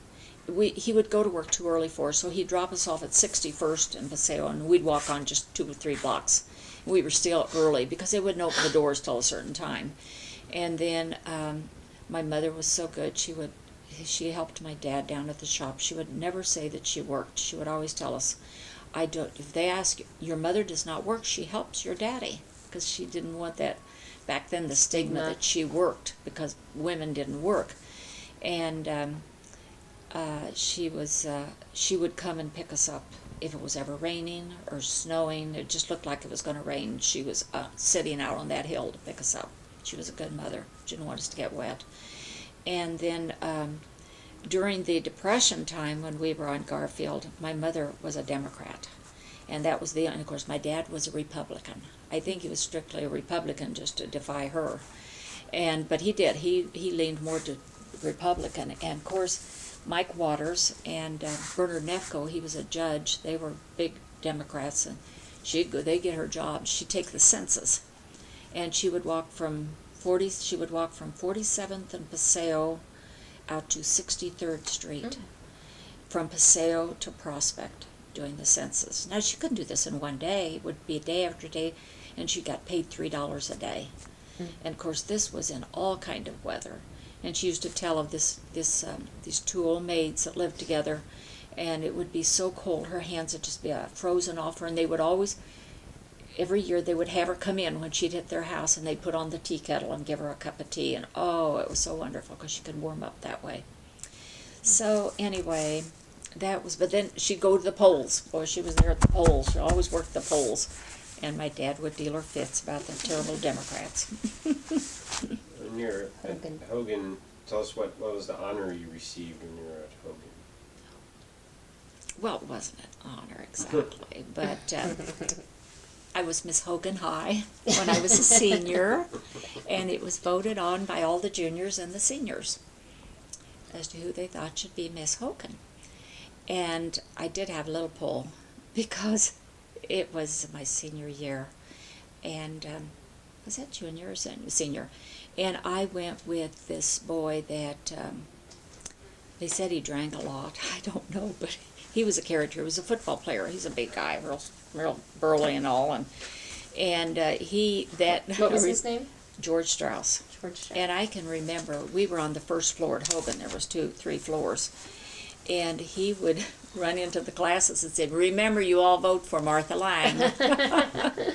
And so, but I did have my own merits, you know. I was in a sorority with a bunch of girls, and I was homeroom, you know, officer several years, and so so they wanted me to get my picture taken, and so I said to my mother, "Oh, you know, girls are so dramatic at that time." I said, "I want a net skirt. I want 2 or 3 layers of net, and I want velvet top with gold sequins sewed on the top." So she said, "All right." Well, my mother, she made drapes, and she could do seat covers, drapes, upholstery, everything, but she wasn't real good on putting dresses together. So this lady that was at the shop, her name was Mazo, and she would come and sew with Mother once in a while. Dad, see, now this was after the war, and Dad was getting busy, making very good money by this time. Mm-hmm. And so they made this dress for me, and I went and had it, and I could hardly even sit down. It stood out so far. Well, naturally, that was the dress I wore to the prom that year. I couldn't even get next to the guy that I was dancing because it stood out so far. But this was the dress. And I look back now, and I just roar at what I demanded. And the dress, guess what color the lace was? Lime green on black. Oh, I look back now, and I think, oh, how hideous. But they didn't tell you no. So, and so, like, tell us about what dating was like. Like, what was your first date like? How old were you? Well, it wasn't a date, but a friend of my mother's came in town that she had grown up with. And this kid was 15 years old, and I was too. And she insisted I was going to go down swimming with him down at, they didn't have pools back then, down at Linwood and Troost. It was some club like the KCAC or something like that. So she made me go. I hated it. I got on the streetcar and went down with him, and that was just sheer torture. I'll never date a man in my life. I can't stand boys anyway. I was shy. And so then what happened after that? Well, then my junior year, I did not date my freshman or sophomore year. Freshman year, I took one of the boys in grade school. We had a sorority going, and I asked him to go to, it was one of the sorority dances or something. And it was kind of like Stephanie. I said to Scott when she had gone to a Scion dance, I said, "Well, what about Stephanie's little date?" And he said, not much to him. He says, she didn't dance with him all night. All she did was run with all the girls. They all stuck together. Well, we did the same thing. We'd go to things, and we'd go with some guy. We'd get with the girls, and in fact, they had a jitterbug contest at school. Well, everybody was so shy, nobody had danced, so Mary Ann McGovern and myself got out and did the jitterbug and won the contest. You know, those guys, they weren't going to get out there and jitterbug. And so, anyway, but then my junior year, and this made me mad, but this Richard Bono, Dick Bono, that's Margie Bono's brother-in-law, he asked me to go to the prom. And of course, he was president of the junior class. And so, therefore, I had to go with the senior, and we were all kind of attendants, you know what I mean, when you went with the officers of the class. And so he spread the rumor that it was he asking me out that other guys wanted to go out with me then. And that was not true. It just made me mad that he took all the credit, you know, for me. And I, in my own rights, I had different ones. He said that none of the guys asked no, you. That's what he asked. until he asked me out. He was trying to say that made me popular. Oh, I see. And that was ridiculous. I see. So then I went with this one kid, and his name was Ed Lloyd. It was kind of cute. Dad was out on the golf course just last year. And this guy, he was a chemist. Oh, he was so brainy. Well, he did very well. He left town, married and everything. Married one of the Cy Young, into the Cy Young family, you know, that is. And so they were on the golf course, and Dad said to him, and you were in Kansas City? He said, oh yeah, he grew up here and didn't leave until after he was married. And Dad said, he said to him, where'd you go to school? He said, oh, I went to Hogan. And Dad said, oh, my wife went to Hogan too. And he said, oh, when did she graduate? And Dad had to figure it out, and he told me, he said, well, I graduated. What was her name? And he said, Martha Lang. He said, oh my gosh. He said, oh, I sure liked her. He said, but he said, she went with the football hero and threw me over, he said. And so this was George. So anyway, that was our senior year. So you George Strauss, the football guy who intimidated people into. He was the one that ran in and said, vote for her, you know. Right. So it was kind of So cute. when did you, okay, so what was the protocol for dating? Like, did your father say, you know, the boys have to come to the door and meet me first? Oh, and- it was just a known. You would never do it any other way back in those days. And in fact, when I got older, and I was out working, I was over 21, when one boy brought me home at 3 o'clock in the morning because we were with this house, the boys were playing poker and we gals were all asleep, and I was saying, I have to go to work in the morning. I've got to go home. And they were all saying, oh, come on, please take us home. We just got one more hand here and all. And so it was raining, and so boy, when he met him at the front door, he was going to take him on right now. He said, you're not going to keep my daughter out till 3 in the morning. Just step in here. And I kept saying, oh, just go, please go, don't say another word. So he turned around and walked away. So then I went upstairs, sat on the side of my mother's bed, and I started crying. And I says, it's all right, it doesn't matter, I'm going to convent anyway. And so she told him the next morning, she said she's going to the convent. He couldn't eat for 3 weeks. He was so sick. He couldn't eat food.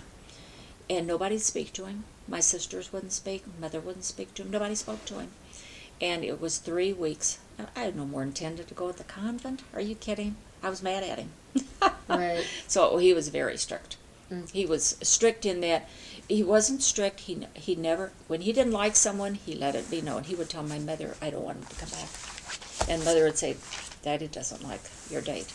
Doesn't want you to go with so-and-so. So I didn't go. So didn't so like this him, I didn't George so this George Strauss, when did you first date him? When you were a senior? Mm-hmm. And then did you date him all senior year? Mm-hmm. And then did you ever think like, oh, I'm going to be engaged? Oh, no. Oh, no. Why would you? That was high school. You know. Oh. Then I went away to the Mount, and that was, So when you graduated, you were just like, okay, see you later. oh, no. We went out the summertime, show, bowling, things like that. But then I went up to the Mount, and then I met a lot of guys up Mhm. there at all the different schools in all of Kansas City that I still know right today. And Mm-hmm.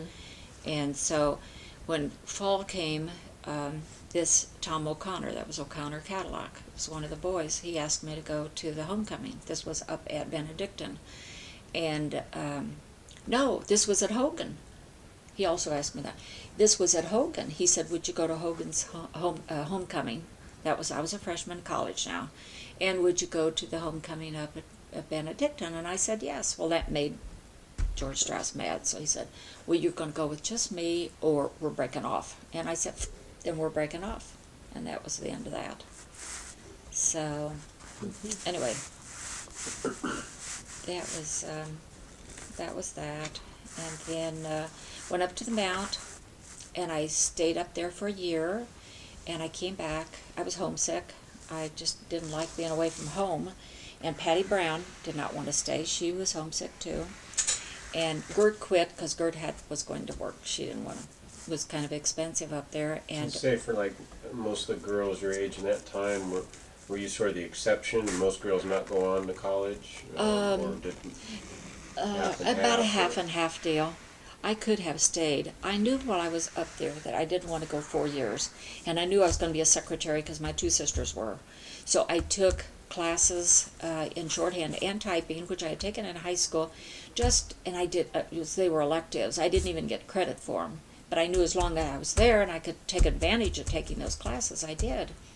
And so I came back in the summer, and we all got together, the girls, for sorority, and I was going over to St. Teresa's, and I'd gone over and got my books, and I was going to St. Teresa's with Patty. And so we went to a sorority meeting. This was just a couple of weeks before. This was August, and they were all saying, "Oh, Lang, you'll never work." My dad would not let us work. He used to say, "When you get out in the world, you're going to work the rest of your life. So just stay home, and have a good summer and don't work, or anytime." So I didn't get to work, and so what was I going to tell you on this? Anyway, so we were at this sorority meeting, and they said, "Oh, Lang, you'll go to school and you'll get through college and you'll just get married. You'll never work." And I said, "Well, I'm going to work this year."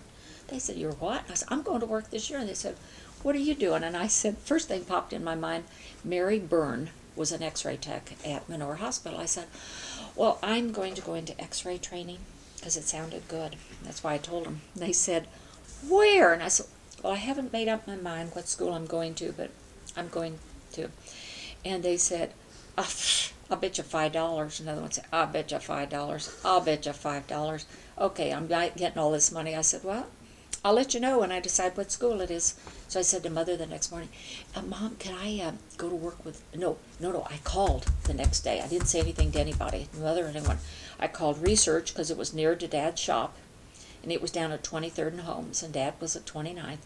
Then I called Menorah because it was a right straight shoot down Rock Hill Road. And then I called St. Luke's, and they all said, "Yes, come for an interview." Well, I thought, gee, I said, "Can I go with Dad tomorrow morning? I'm going to go down and see about going to x-ray school."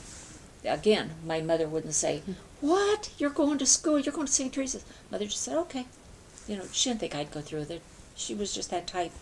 So I got up the next morning, told Dad I was going down. So I went to research first because it was near the shop. Well, I went in. Dr. Lockwood, he was a real big radiologist. He was the first one. He went, when can you start? And he said, "Well, our school's starting," he said, "in 2 weeks." And so I said, "Okay." And so he said, "Would you want to, come in training and all?" And so I said, "Yes." And then I talked to the head tech there. And so then I left, and I thought, God, so I better go by Menorah. And I went into Menorah, and this Mildred Tice was there. And she showed me all around and everything, and Mary Byrne was working there. And so I said, she said to me, "Now our school starts the 1st of October." And I said, "Oh, all right." And so I said, "I'll let you know." And she said, "Well, we'd love to have you." And I said, "Okay." And I thought, go home. Don't even go to St. Luke's. Both of them want you to come. So I went on home, and so then I called her up, and I said, Which one? I called up Menorah, and I said, "I'm going back to school, but I won't be coming in training." I wasn't going back to school. I didn't have the nerve to tell her I decided on research because it was starting sooner. So Mother went out and bought me 5 uniforms and 2 pair of shoes.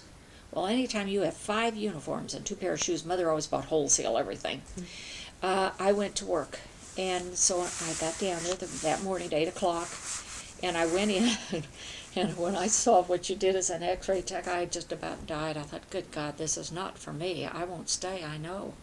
And so they took me over to the hospital, and just to observe, and they were doing pneumoencephalogram, and that is where they were putting the air in the brain. Mm-hmm. Well, if you were a Catholic, and you would be anointed before you would even have it, because so many died. Mm-hmm. Pardon me. So the techs would line up 3 of them, and they'd take a shot, and then they'd slide one to another into that pass box to get developed. And of course, the neurosurgeons at the head of the bed injecting air into the brain. Oh, I almost passed out. And I thought, no, this is not for me. Well, I had 5 uniforms and 2 pair of shoes. And bets. And bets. And I couldn't go to school. St. Teresa's had already started, because they started like the first. I was there on the 15th or something. And then we went into, and I saw all the barium studies that they did, and I almost collapsed. I thought, I'm not going to do those things. They were awful, so distasteful. I did them. I had to. What was I going to do? I was in a web. So then Patty called, and she said they were all going down to St. Louis. And so this was the next week. They were going down to a football game down at St. Louis. This was Rockhurst was playing. Well, I said, okay. So I said, all right, get me on the bus. So that morning it was all made up. I said, Mother, now you've got to get me. The bus is leaving. at 11:30 or 10:30. So I'll call you that I'm sick. So I go back and oh, Miss Keelan, I'm so sick. And I said, well, you better go home then. So I went home. I got on the bus and went down to St. Teresa's, down to the Rockers game. But, oh, I hated that job. Oh, I hated that job. And then after we were there, and the first day I went to work for him, and I got in this back room where all the film were and everything, I started sneezing. I guess it was dusty, all the records. And she looked at me and pretty soon, she said, are you all right? And I said, I'm just sneezing. And she said, oh, thank God, I thought you had epilepsy. She said, I knew something bad was the matter. Well, I didn't sneeze loud. I suppressed my sneezes always, and I always have. And I just didn't sneeze any louder. And she thought something was the matter with me. That was the first day. So that's my life. Maybe you better ask about something else that's more interesting. Well, that's very interesting. So you went 2 years to Mount Scholastica. I went 1 year. 1 year. I quit after the first year. And then you went and did your X-ray training for 2 years, 2 and then years. I took my boards at St. Luke's. You had to take national boards that were for every place. Took my boards, passed my boards. That it was a research clinic. They asked me to stay 1 more year to train the students, which was, and so I did. I stayed because I related all the kids. Jean Boyle was there too, but they were scared to death of her, just petrified. She'd scare anybody. And so they'd always come to me to find out about positioning and everything. And and by the way, at this time, it was the Korean War. And so they sent all the Oklahoma, Kansas, Missouri, Iowa, 5 states to have chest x-rays to go off to service. Well, I saw every guy I ever knew in all of Kansas City, and that I'd gone up to the Benedictine with, and I'd gone to Hogan. Every night the phone was ringing, we have to leave on Wednesday. Would you want to go out tomorrow night? And I'd say, no. You had to leave to go to service? They were going to service. Oh, gosh. So when this started, my dad said, Dr. Lockwood said, we will pay you a penny an x-ray. For every man, every boy that you x-ray, you get a penny. So can you imagine what he was getting and what the clinic was getting? So we all got a penny. Well, I'd get 150 cents. We do 156 in a month. So I'd get $156. We would do a penny for each one, and it would add up to 156 a month. The next month it would add up to 110. The next month might be 90. The next month we jump up to 120. My dad had said, he was a great saver. He would say, now you save your money. Whatever money you save, I'll match you. Well, he had matched me on my little tech salary when I was in school, which wasn't very much, and I would put it in the bank because that's what he requested. And so when he found out he had to start giving me 150 some a month, it was over. I didn't get any more money after that. So how long after this did you meet Dad? The year that I started in at research was in 1948, and I met him that December in 48. And then we dated, well, it was really 3 years that we dated. We got married in 1952. I don't want to go there. I think that's going to be for another time. But there's a few other things I want to cover. I remember the story you told back in the Depression with, you had all the cats, and you talked about the time when Gramps would have to put them down. Oh, we always had cats. Any pregnant cat was always dropped off in our neighborhood, and my mother would take them in. She loved these cats. So the first time they took them in, and of course we'd always want to keep one from the litter. And so Dad took them out to the garage, and he drowned them. He would drown them all. And so the next time the next litter came along, he gassed them. He took them out into the garage and got a big tarp and got gas and ran it from the car under the tarp, and he killed them that way. And we all go back to the bedroom and look out through the blinds, watching him going in and out, in and out. He's checking to see when they were going to die. And then we had, we always had to go to benediction, as I told you on Sunday, and so we had white rats underneath our porch, and they were tame. And I loved those rats. I would play with them, and I'd climb under there, and Mother'd say, get out from there, leave them alone, because the mother was nursing the babies. And I'd go in there and I'd play with these babies. I just love those rats. So this one Sunday we had to go to benediction, and I said, oh, I'm sick. Mother said, you are not sick. You're playing with those rats, and that's why you're sick. So I went on off to benediction. I got in church. I was so sick. I came home. I was loaded with the measles, and I had to go to bed. And back then, it was the story. When you had the measles, you went into a dark room and you pulled all the shades, and you couldn't come out because your eyes would be affected. Well, that was an old wise tale. But I had to stay in the bedroom. But it was from playing with the rats, she said, and I exposed everybody in the class. I was kneeling in church with everybody with the measles. It was an epidemic at the time. Was it from the rats? No, no, I just got the measles. But she thought it was from the. She knew different. People die of the measles? Is that anything that... Well, they were not the hard measles. They were the 3-day measles, and I don't remember. I don't remember having hard measles back then. We had regular measles. Stacia had scarlatina, and that was very serious. Scarlet fever was going around, scarlatina. She had the scarlatina, and it was real bad. The house was quarantined. We couldn't go in. So I had to stay at Aunt Maugie's. Oh, and I was so homesick. I would walk Euclid, the block behind us, and go up to the corner and down and knock on the door, and I just knew that Mother had let me in. She'd say, you can't come in. You have to go to Aunt Margaret's. So down the hill I'd go crying, and I'd go to Aunt Maugie's. Jeannie and myself, we had to stay there every night because we were quarantined. For how long? Quite a while. I'll bet a couple of weeks. I just know that I was just so homesick. And my mother smocked beautifully, and she smocked Stacia a dress for her doll. We always had dolls, and she smocked this beautiful, it was yellow with lavender smocking. Well, when I got home, I threw one big fit. I said, it's my dress. I want that dress. So Mother said, give her the dress. I will make you a real beautiful red with all color smocking. And sure enough, she put all the ruffles on it. Oh, I hated her. Mine was plain yellow. No ruffles at all, but that was mine. And I knew to shut up because I'd caused the problem.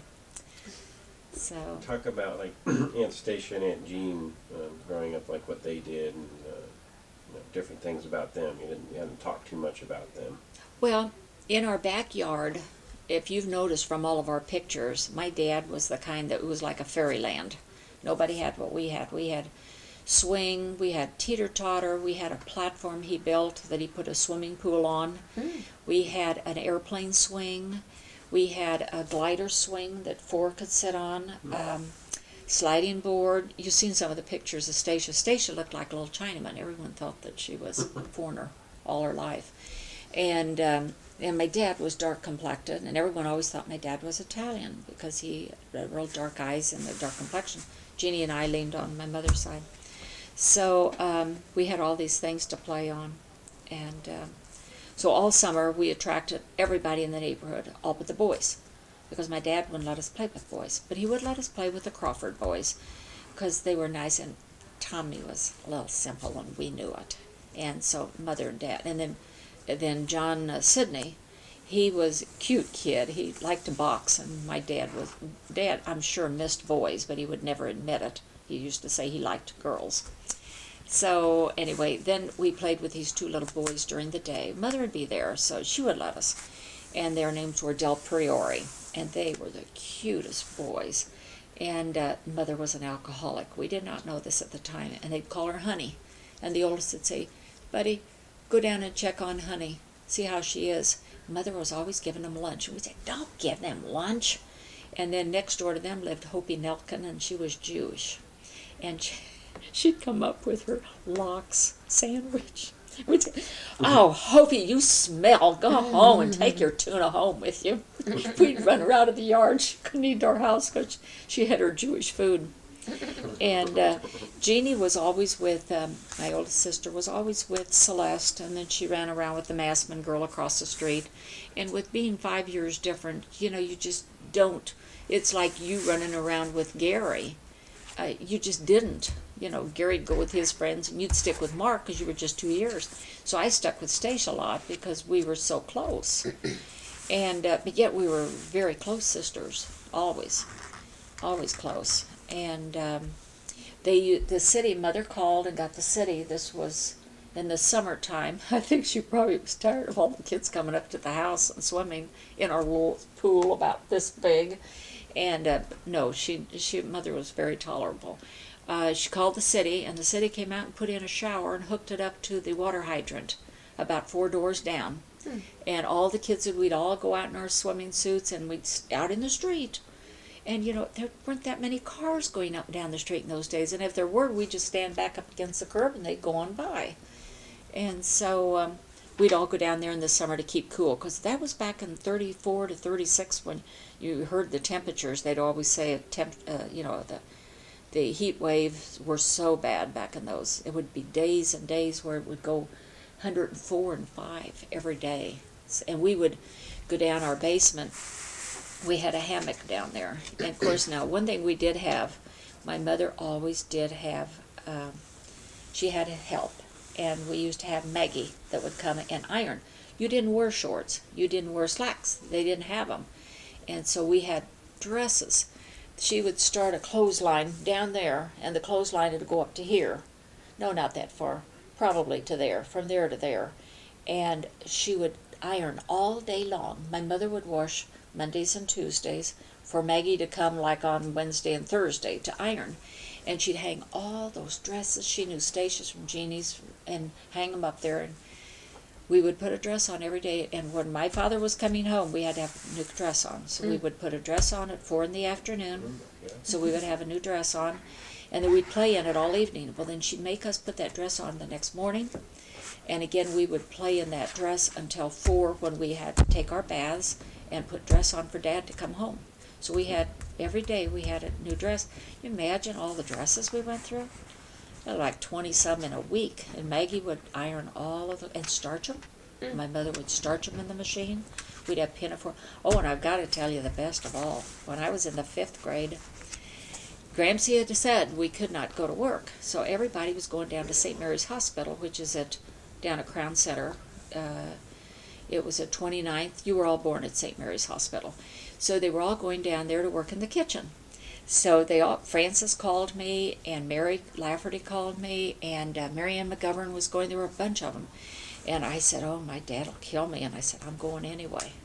So we all got our dime and walked up to the streetcar, and we went down to St. Mary's. Guess who was called to work? Me. Nobody else. Only me. So I had to be there at 7 in the morning. I got off at 7 at night. And how old? I was 5th grade. What were you doing? Now I'll tell you how this broke down. You had to be there at 7. So I would walk up to the streetcar at 6 o'clock in the morning, 6 blocks up to Paseo. And I'd get on the streetcar, and I'd go down to 47th Street, and I'd have to transfer to get another streetcar to take me over to Main Street. And I would get there at 7, and our whole job would consist of carrying trays into the patients with their oatmeal and all this on. Then we would no more get through carrying the trays. I was by myself, nobody else. We'd go pick up trays, and we had to bring them back, and we had to wash them off and put them on this dummy that would take them down to the kitchen. Well, by the time we do that, here came the lunch up, and we did the same thing. Well, when lunch was over at 1:30, we got to get off until 4 o'clock. So we had from 1:30 to 4 with nothing to do. We could eat there at the hospital. Food was awful. And so I would walk from Main Street down to Gramps. Now this was at 28th and Main, and Dad was 29th. And it was a matter of about 7 blocks I would walk and go down this steep hill and go to Dad's. Well, on Wednesday, I was getting mighty sick and tired of this. Well, Mother would drive me back to the hospital. Mother would be at the shop. And so sometimes I'd have to walk if she wasn't there. So what happened was 7 o'clock at night, I would get on the streetcar, and I'd come home, and I'd get off, and I'd walk home, and I would get home, and of course I'd had my supper. I ate at the hospital. I'd flop out on that bed with my pinafore on. I wore pinafores, starched pinafores, and I'd sleep till morning, and Mother would pull that pinafore off of me in the morning at 6 o'clock and get me into something else to wear. And she'd say, don't tell your daddy, I'll drive you down. I'd say, okay.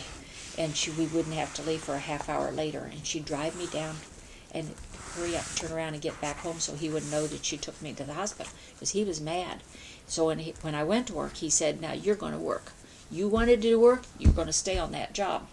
So Wednesday, I hated it so bad, I went up to Francis and I said, listen, they will need somebody in the kitchen. Come on, I'll take you. They can use you in the kitchen. And she said, okay. So we went down, and she got down there. They said, what is she doing? I said, well, she's going to help us in the kitchen. And the woman said, well, I don't think that they need her. She said, she'll have to go down to the office and see. So she went down to the office, and they said, yeah, you can work. So she stayed with me, and then it was all right. So then we would get off, and we'd go down to Dad's shop. We'd walk down, and when he'd see it, he knew we were coming. He'd raise up the seats, and he'd throw nickels and dimes in there for us, or pennies. And so then Mother would say, oh, now we can stop by Velvet Freeze and get ice cream on the way back. Oh, that was our delight. We'd see how many pennies we collected in the back of the cars he'd made out like they were there. And we'd stop by, and so come Saturday, the two of us were fed up. There's one gal in the kitchen. You and who else? Frances Massman. She died. She was in this picture. Here she is. And she lived right across the street from me. They had 3 girls in their family, and so Frances, come Saturday, we said, let's quit. So when we got off at 7, we went down to the office and we said, we're quitting. And they said, well, shall we mail you your paycheck? And we said, no, we'll wait for it. I got $9.32 for the week. So I bought a saxophone with it. It cost $10. I bought a C Melody saxophone. I loved that saxophone because I bought it myself. My mother only had to give me about 50 cents. So that was the story of working in the 5th grade. I never worked again. Now you're all getting tired. We're almost out of the tape here. Last thing, why don't you tell us the story that you told us all the time growing up about, when you wouldn't take your nap, what would happen to you? The coal guy would come and... Oh, Pete. And I've told all the grandchildren this. I've spooked every child I've ever had as a grandchild. Well, this was true. It was in the wintertime, and Stacia and Jean were at school, and we had a furnace. We had a big bin that you'd raise the window up, and they would throw coal down through the window. So this guy that came, he had soot all over, and well, that was his job, and it scared the heart out of me when I saw him. And his name was Pete. And so Mother told me, I'm not taking a nap. Well, I was right short of going to school and working out of naps, and so she'd say, well, Pete's going to come, and he's going to take you away in his coal truck. Well, it petrified me. Boy, I would go to bed. And so then I would always tell the kids about Pete, and I told them the story that Pete, what Mother told me, she said, he'll take you and he'll throw you in the river. He will take that coal truck goes clear down to Front Street, and he'll throw you in the river. Well, I dreamt, this all went through my mind. I made up the story, so I would tell all the kids that he'd come and he'd say, who's that crying? And Nana would say, oh, that's Martha. She won't take her nap. And so he'd come up and he'd say, I'm taking you with me if you don't go to bed. And I said, so the next time he came, I was crying again, and he didn't say a word to Nana. He just pushed her aside. He grabbed me, he threw me in that coal sack, put me over out he went and threw me in the back of a truck, and it was snowing. The snow was coming down, and he drove clear down the Paseo down to the river, and Nana's in her car, and she had her purse, and she's driving as fast as she could, and we got down to the river, and he picked me up and held me over the water and was just ready to drop me in. Nana came with her purse and was hitting him in the head and said, you put her down, you put her down. And so he dropped me right there, and Nana put me in the car and took me home. And I took a nap every day after that. Well, their eyes would just bug out, Stephanie and Kristen and every one of them, and Julian. You told us when we were kids. Okay. And then I even went on and told the grandkids about it. Oh yeah, it scared the heart out of them. So it was kind of, there are lots of stories, I'll tell you.